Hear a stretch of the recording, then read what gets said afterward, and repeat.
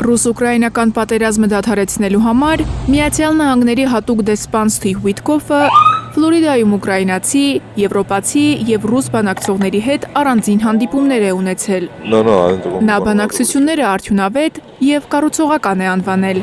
Չնայած Ուիթկոֆի լավատեսությանը, երկօրյա բանակցությունների ժամանակ Թրամփի 20 կետանոց պայմանագրի խնդրահարույց կետերի շուրջ վերջնական պայմանավորվածություն չկա։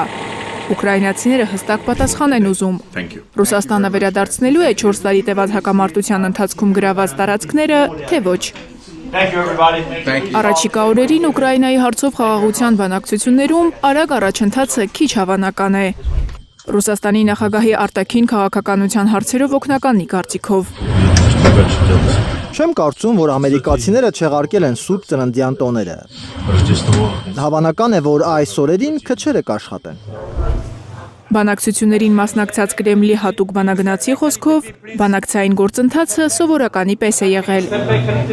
Կիրիլ Դմիտրիևը Մոսկվա ժամանելուն պես Պուտինին կզեկուցի բանակցությունների մանրամասները։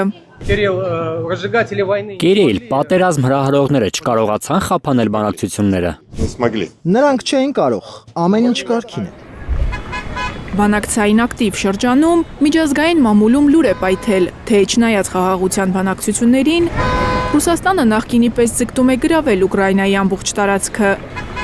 Ռոյթերզը, հղում անելով ամերիկյան հետախուզության իր աղբյուրներին, գրում է, թե Մոսկվայի նպատակն է իր ազդեցությունը վերականգնել նախկին խորհրդային բոլոր երկրների նկատմամբ։ Միացյալ Նահանգների ազգային հետախուզության տնօրենը կոշտ հերքել է այդ լուրը։ Ռոյթերզի տարածած լուրը Թալսի Գաբարդը կեղծ եւ քարոզչական է անվանել, որի նպատակը ըստ նրա Թրամփի խաղաղության ջանքերին խանգարելն է։ Պատերազմ հրահրողները եւ նրանց քարոզչական լրատվամիջոցները կրկին փորձում են խաթարել նախագահ Թրամփի Ուկրաինայում եւ իհարկե Եվրոպայում խաղաղություն հաստատելու ջանքերը։ Պնդումը, թե ԱՄՆ հետախուզական համայնքը աջակցում է ԵՄ-ՆԱՏՕ այն տեսակետին, որ Ռուսաստանի նպատակը Եվրոպա ներխուժելն ու նվաճելն է, կեղծ է։ Իրականում, ըստ ԱՄՆ հետախուզության, Ռուսաստանը նույնիսկ Ուկրաինան նվաճելու եւ օկուպացնելու կարողություն չունի, ելուր մնաց Եվրոպա ներխուժի։ Իսկ Ռուսաստանը նոր տարածքներ գրավելու մասին է հայտնում։ Սումի Գրաբովսկոյե գյուղ են մտել ռուս զինվորները։ Կիևը հաստատել է, որ այդ տարածքի մի քանի դիրքերից նահանջել է ուկրաինական բանակը։